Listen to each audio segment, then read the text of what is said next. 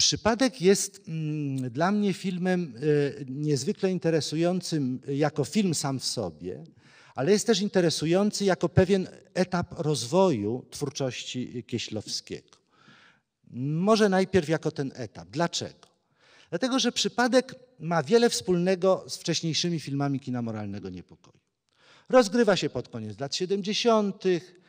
Ambicją Kieślowskiego jest oczywiście jakieś diagnozowanie społeczeństwa, pokazanie bohatera podobnego troszeczkę do Filipa, bohatera amatora, ponieważ w toku fabuły bohater jak gdyby zyskuje samowiedzę, pogłębia swoją świadomość, zaczyna inaczej patrzeć na świat. Kino moralnego niepokoju miało takie zainteresowania środowiskowe i w przypadku te zainteresowania środowiskowe Kieślowskiego pozostają, ale myślę, że to, co interesujące w Przypadku, to nie tyle powtórka z kina moralnego niepokoju, czyli też powtórka z samego siebie, ale w Przypadku interesujące jest to, co przekracza ramy kina moralnego niepokoju. Czyli co na przykład? O pierwszej rzeczy już mówiłem. Jawny kontekst historii najnowszej. Poznań 56, rok 68 i opuszczanie Polski przez Żydów. Te fakty w biografii bohatera okażą się istotne, a potem druga połowa lat 70., opozycja, podziemna działalność, kolportaż niezależnych wydawnictw i tak dalej. To wszystko w tym filmie jest, a więc jak gdyby zostaje dopełniony obraz życia społecznego o ten kontekst historii najnowszej. Ale myślę, że ważniejsze jest co innego, a mianowicie sam kształt scenariusza, no i oczywiście wynikający z kształtu scenariusza kształt filmu. Kompozycja już nie taka prosta, nie taka linearna, jak to było dotychczas w kinie moralnego niepokoju, jak rozgrywała się Blizna wcześniejsza, Spokój, Blizna czy Amator. Otóż w przypadku Kieślowski proponuje kompozycję bardzo wyrafinowaną, jednocześnie bardzo wyrafinowany pomysł. Może pomysł nie całkowicie oryginalny, bo i z literatury, i z kina znamy takie pomysły, znane były zresztą wcześniej, ale niemniej jednak zasługujący na uwagę. Przypadek jest filmem i tylko właściwie tyle powiem o całym przebiegu fabuły. Jest filmem, w którym zobaczycie Państwo 3 wersje losu bohatera. 3 wersje losu bohatera. Na początku filmu będzie kilka minut takiego prologu, bardzo migawkowo prezentującego wcześniejszą biografię bohatera do momentu, kiedy umiera mu ojciec, kiedy on rzuca studia, czy właściwie bierze urlop dziekański i opuszcza rodzinne miasto, biegnie na pociąg do Warszawy. A potem już Kieślowski 3-krotnie będzie powracał w tym filmie do tej sceny na peronie dworca. Za każdym razem ta scena będzie miała troszeczkę inny charakter, inny przebieg i wszystko, co dalej będzie się działo, będzie zależne od tego, czy bohater wsiądzie do tego filmu, czy zostanie zatrzymany przez sokistę, czy po prostu do tego pociągu, czy zostanie zatrzymany przez sokistę, czy po prostu na ten pociąg nie zdąży. A więc są to 3 warianty młodości bohatera, Witka Długosza, młodości przeżywanej u schyłku lat 70. Można by powiedzieć, że tytuł filmu Przypadek dotyczy w jakimś sensie właśnie tej, no jak mówię, bardzo interesującej konstrukcji tego filmu. Ale, i to Państwo zobaczycie, jak wyglądają te 3 wersje losu Witka Długosza, ale ja chcę powiedzieć o czymś innym, ponieważ Przypadek w tym filmie nie dotyczy tylko losów Witka po śmierci ojca. Nie dotyczy tylko tych losów Witka po śmierci ojca aż do roku 1980. Jeżeli Państwo będziecie uważnie śledzić sytuacje i rozmowy składające się na ten film, to rola przypadku w życiu człowieka będzie się tu pojawiała wielokrotnie i to na bardzo różne sposoby. To są po pierwsze bardzo znamienne wypowiedzi bohaterów filmu, dotyczące działania i wpływu na ludzkie życie sił od człowieka niezależnych. Na przykład bohater w którymś momencie powie o sobie, że żyje dlatego, ponieważ urodził się pierwszy. Matka miała ciążę bliźniaczą, matka i brat zmarli w czasie porodu, został on. A zatem czemu bohater zawdzięcza życie? Ja sobie tutaj nawet napisałem, czy można zawdzięczać życie ułożeniu bliźniaczego płodu w łonie matki i fizjologii porodu?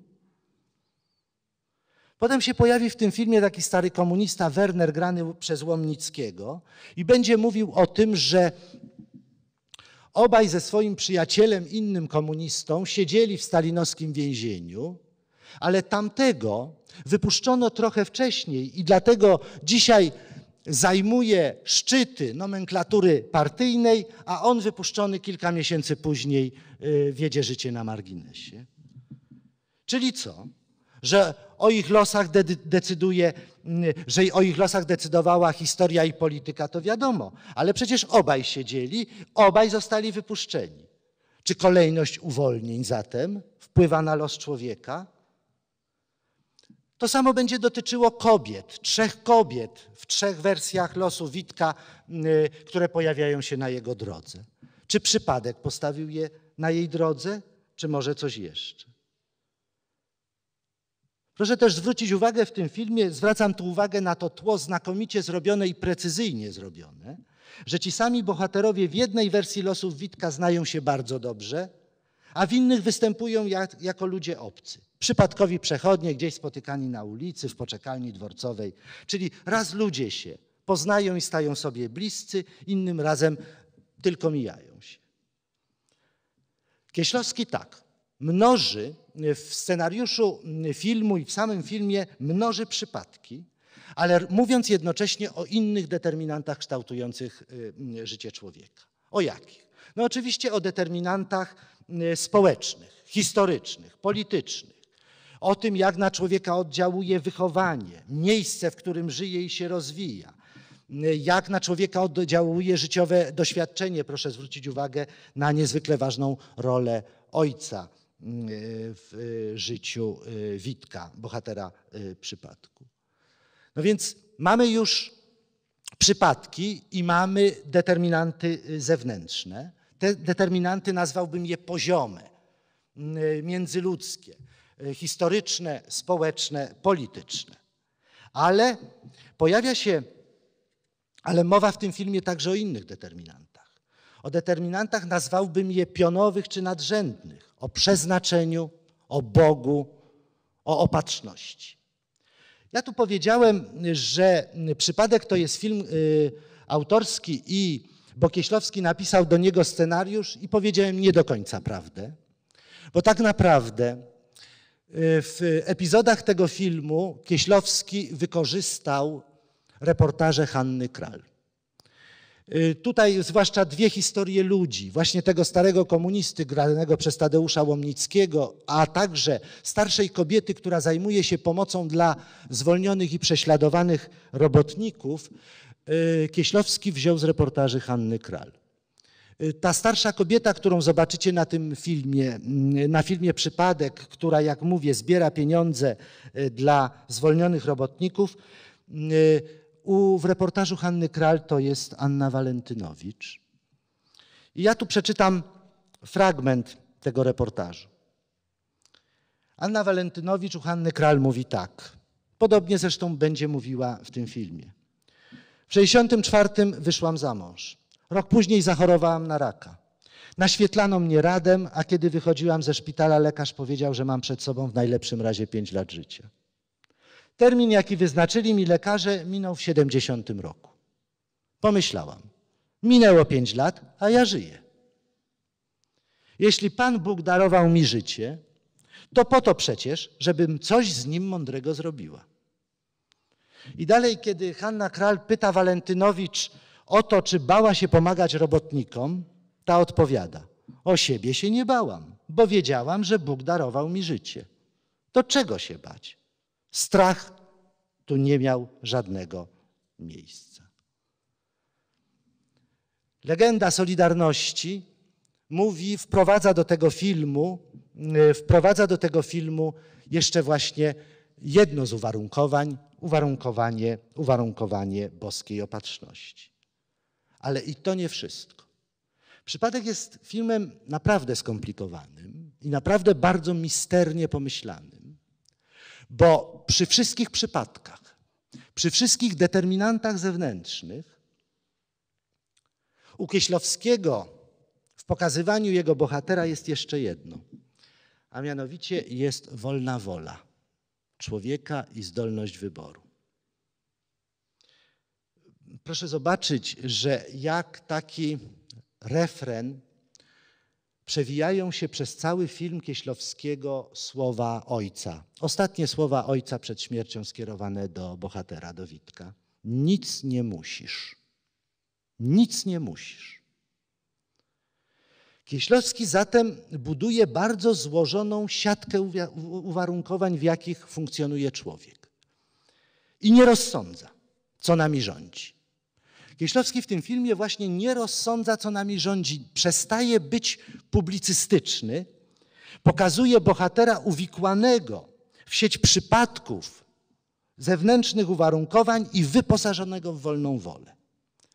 Ja nie mam tutaj zamiaru interpretować tego filmu, bo myślę, że Kieślowski filmem Przypadek tak naprawdę rozpoczynał swoje dojrzałe kino.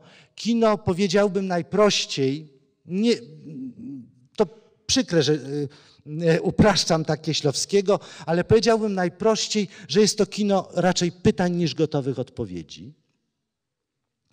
Ale proszę się zastanowić, oglądając ten film i te trzy wersje losu Witka. Tam będą bardzo różne sytuacje. Tam w grę będą wchodziły bardzo różne przyczyny, dla których Witek trafił tu, gdzie trafił i zachowuje się tak, jak się zachowuje. I proszę zauważyć w tym filmie, co w tych trzech wersjach się zmienia, a co pozostaje niezmienne, mimo determinantów i przypadków.